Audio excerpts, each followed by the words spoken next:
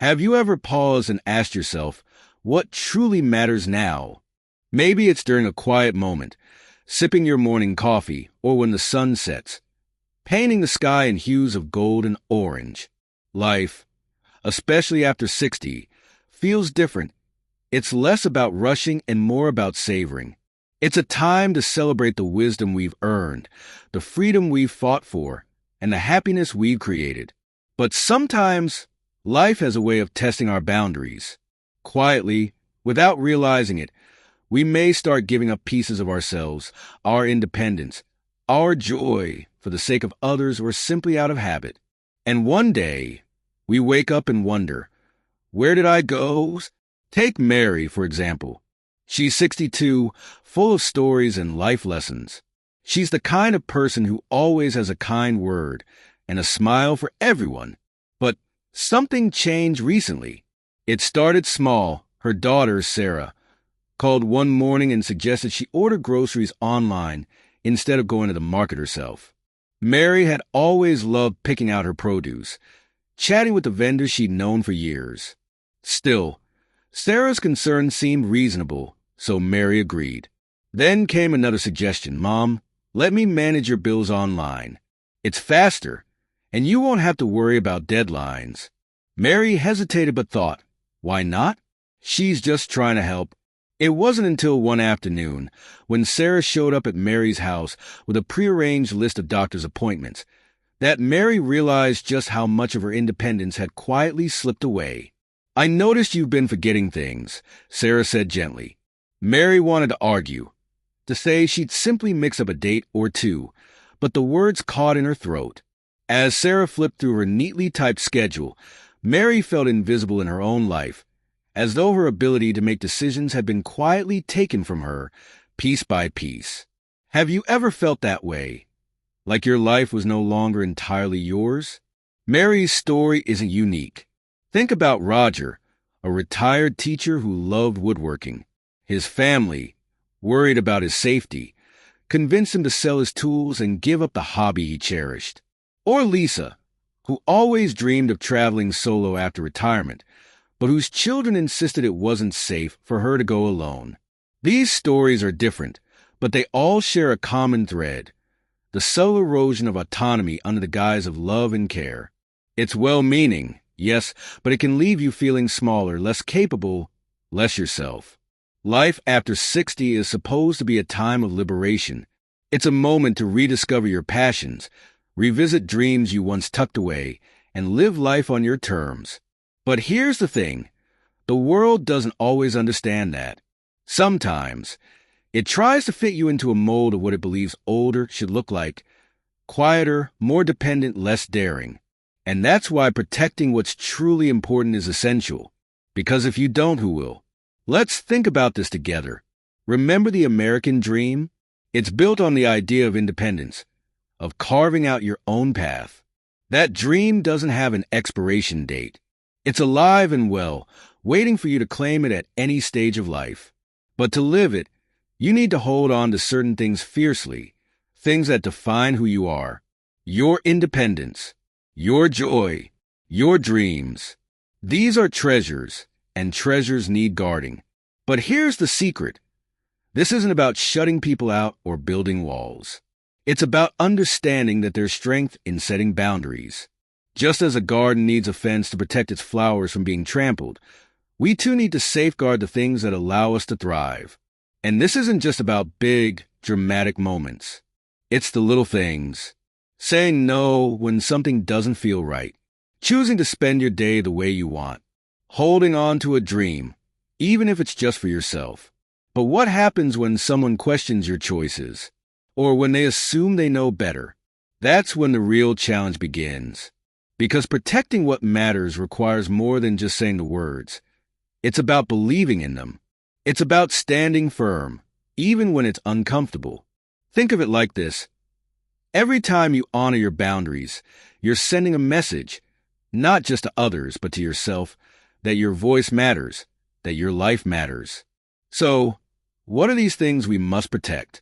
What are the 5 treasures we should never sacrifice, no matter how much the world pushes us?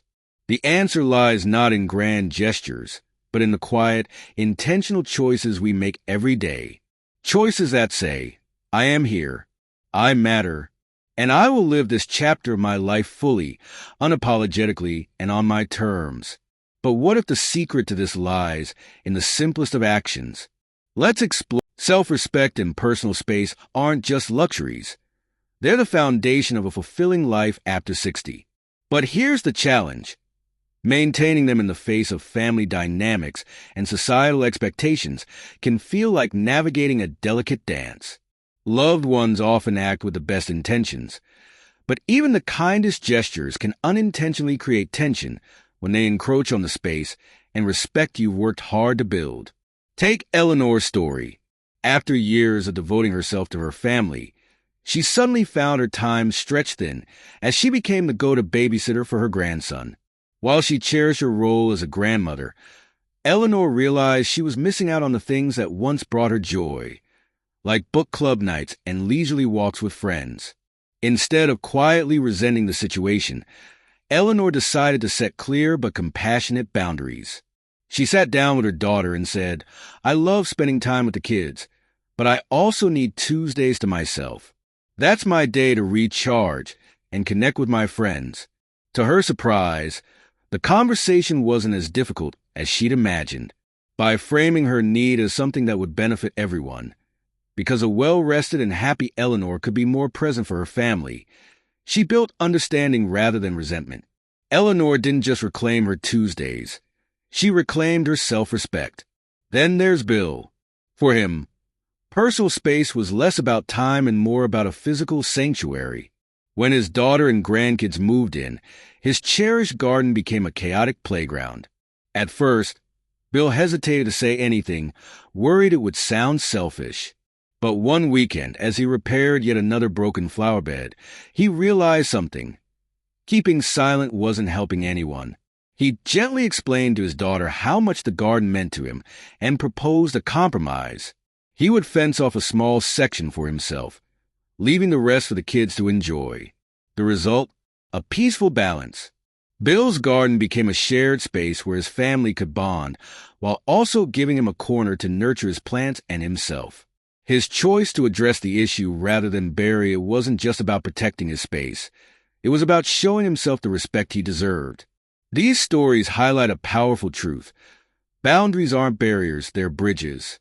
They allow you to connect with the people you love while ensuring your needs are met. Think of a bridge.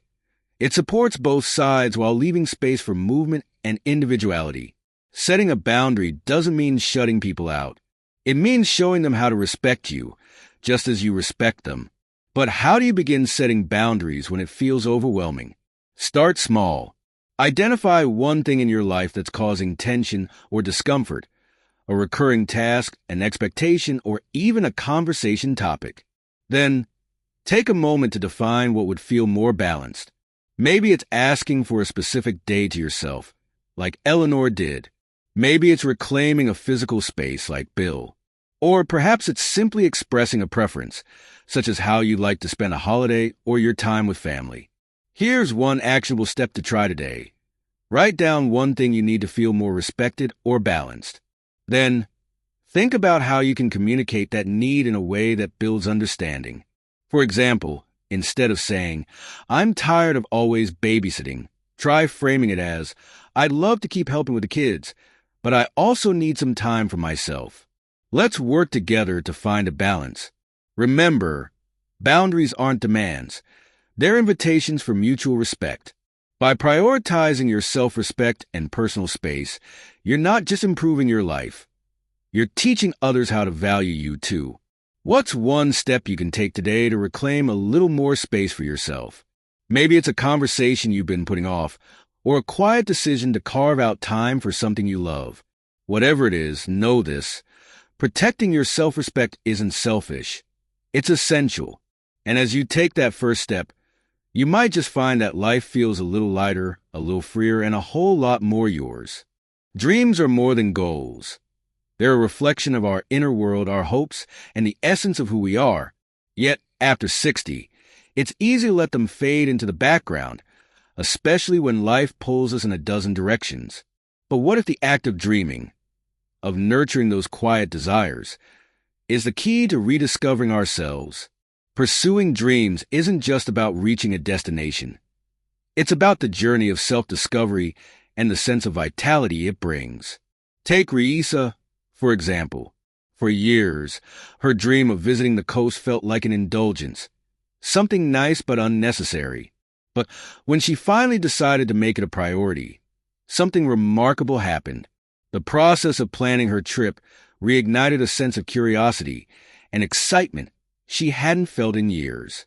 Browsing travel guides, imagining the salty breeze on her face, even choosing the perfect pair of walking shoes became acts of joy. By the time she arrived at the shore, she'd already gained something invaluable, a renewed connection to herself. The trip wasn't just about the ocean. It was about proving to herself that she was still capable of prioritizing her happiness. Have you ever experienced that? The feeling of being alive simply because you allowed yourself to dream?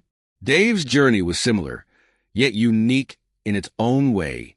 When he picked up a second-hand guitar, he didn't just start learning an instrument. He opened a door to a part of himself he'd long ignored. At first, it was frustrating.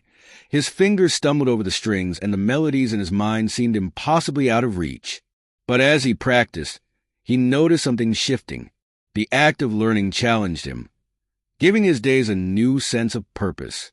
He started looking forward to mornings in his garage, where the sound of progress, however small, filled the space. Over time, his guitar became more than a hobby. It was a source of confidence, a reminder that growth and joy are always possible, no matter your age. These stories teach us something profound. Nurturing dreams isn't just about the end result. It's about the energy, curiosity, and fulfillment that come from the process. When you invest in your dreams, you're telling yourself that your desires matter, that you matter. And that simple act can have a ripple effect on your self-esteem, your relationships, and even the opportunities that come your way. So, how do you start cultivating your dreams? It begins with listening to yourself.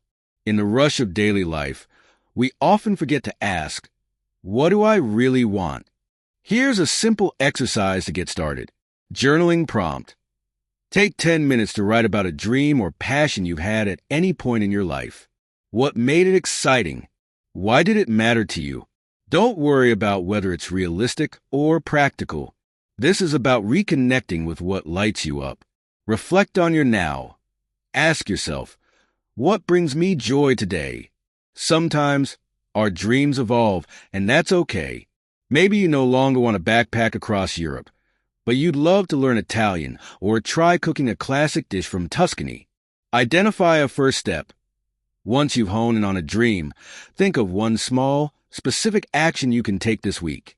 For example, if you've always wanted to paint, visit a local art store and pick up a beginner's kit. If travel excites you, start researching destinations or create a Pinterest board of places that inspire you. When Reisa took her first step, setting aside a small amount of money each month for her trip, it seemed insignificant at the time. But each dollar saved was a reminder of her commitment to herself. For Dave, his small step was finding an online tutorial to teach him the basics of guitar. These small actions, done consistently, build momentum. What's even more remarkable is that pursuing your dreams can open doors you never expected. Reisa, during her coastal trip, met a group of fellow travelers who shared stories of their own late-in-life adventures. Their friendships became a source of inspiration long after she returned home. Similarly, Dave's music practice led him to a local jam session where he connected with people who reignited his love for community and shared creativity. Sometimes, the pursuit of a dream isn't just about what you achieve. It's about the people you meet, the new paths you discover, and the unexpected ways life expands. And here's the beautiful truth. Dreams don't have to be big or bold to be meaningful. They just have to matter to you. Whether it's writing poetry, starting a garden, learning to dance, or simply taking a quiet afternoon to read in the sunshine, your dreams are worth nurturing. They remind you of your capacity for growth, joy, and self-love. So, What's one dream you've been quietly holding on to? Take a moment to imagine what it might feel like to bring it to life, not in some distant future, but starting now. Because every step you take toward your dream is a step toward a richer, fuller you.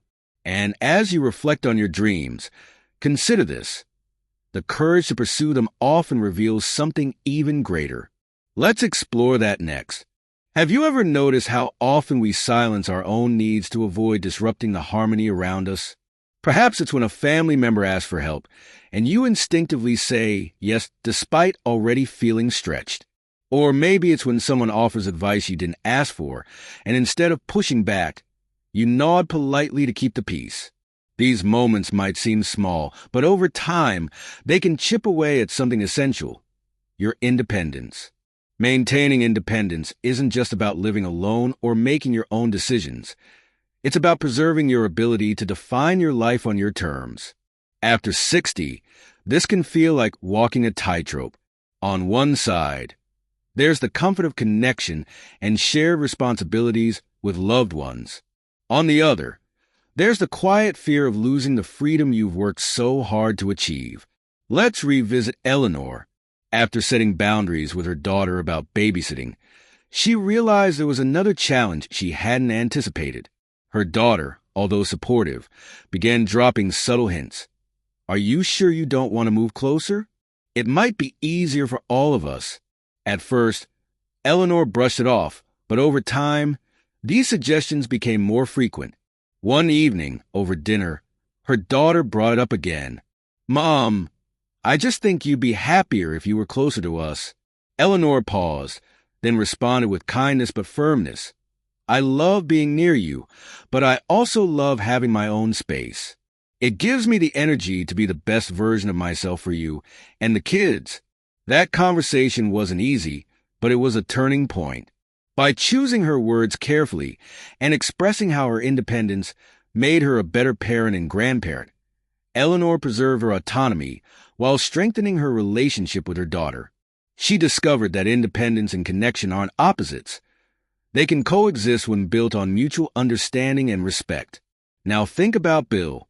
His garden, his sanctuary, became a symbol of his independence. But as he spent more time tending to his small, fenced-off space, something unexpected happened. His grandchildren began showing interest, not in the playground area, but in the garden itself. They'd wander over, asking questions about the flowers and vegetables, curious about how things grew. At first, Bill hesitated. This was his space, after all. But as he began sharing small tasks with them, letting them water the plants or pick ripe tomatoes, he realized something profound. Independence isn't about isolation. It's about having something that's yours to share on your own terms. These stories highlight a powerful truth. Maintaining independence doesn't mean shutting people out or rejecting their help. It means staying true to the parts of yourself that bring you joy and purpose, while inviting others to engage with those parts in ways that feel right to you. It's a delicate balance, yes, but one that's deeply rewarding when achieved. So, how can you nurture your independence while staying connected to the people you love? Start by defining what independence means to you. For some, it's having the freedom to make big decisions, like where to live or how to spend your time. For others, it's about small, everyday choices, like deciding what to eat for dinner or which book to read next. Whatever it is, write it down. Give it words. Because when you can articulate what independence looks like for you, it becomes easier to protect. Next, think about how you can communicate your needs with those around you. This doesn't have to be a dramatic conversation. It can be as simple as saying, "I need this time for myself because it helps me recharge," or "I love your input, but I'd also like to try this my way first." These phrases might feel awkward at first, but they're powerful tools for setting boundaries while keeping relationships strong. And here's a small but impactful exercise. Create an independence inventory. Make a list of areas in your life where you feel fully in control and areas where you'd like to regain more autonomy. For each item on the second list, identify one action you can take to reclaim that space. Maybe it's setting aside a specific time each week for a solo activity you love. Maybe it's gently but firmly declining help you don't need. Or maybe it's revisiting a decision you've been hesitant to make because of others' opinions. The beauty of maintaining your independence is that it often leads to unexpected connections and opportunities. When Eleanor reclaimed her time, she joined a local theater group she'd always been curious about. Not only did it reignite her passion for storytelling, but it also introduced her to a new circle of friends who shared her interests. Bill's journey was similar. His grandchildren's involvement in the garden sparked a newfound closeness, as their shared project became a way to bridge generations. These moments remind us that independence isn't about separation. It's about creating space for growth, both for yourself and the people around you. So here's the question. What's one step you can take today to reclaim your independence? Maybe it's as simple as saying no to something that doesn't feel right, or carving out an hour just for yourself. Or maybe it's finally making that decision you've been putting off. Whatever it is, know this. Your independence isn't just a gift to yourself. It's a gift to everyone who loves you. Because when you feel whole and empowered, you bring your best self to the world. And as we reflect on the importance of independence, there's one final treasure to consider. One that ties all these ideas together. Let's explore it next. As we close, let's take a moment to reflect on the journey we've shared. Life after 60 is not about slowing down or stepping back. It's about stepping forward into a chapter that is entirely your own. It's about honoring who you are, reclaiming what matters most, and embracing the freedom to live on your terms. Every decision you make to prioritize yourself, whether it's pursuing a dream, setting a boundary, or simply taking a moment to breathe, is a declaration of self-respect. These aren't just small actions. They're acts of courage that remind you and the world of your worth. Because your happiness, your independence, and your voice are not negotiable. They are essential. Here's a challenge for you. Today, take one intentional step toward reclaiming a piece of yourself. Write down a dream you've been postponing. Start a conversation that matters. Or carve out an hour for something you love. Whatever it is, let it be a bold reminder that your life is yours to shape. And as you do, know that you're not alone. This community is here to support and inspire you every step of the way. If this message resonates, share your next step in the comments. Let's learn from one another and celebrate the courage it takes to live fully. If you found value in this conversation, don't forget to like and subscribe. Together, we'll explore more ways to create a life filled with purpose, joy, and independence. Until next time, remember this. You are not defined by the past or by others' expectations. You are defined by the choices you make today. And the best part? Your next choice can be the one that changes everything. Stay tuned. We've only just begun this journey together.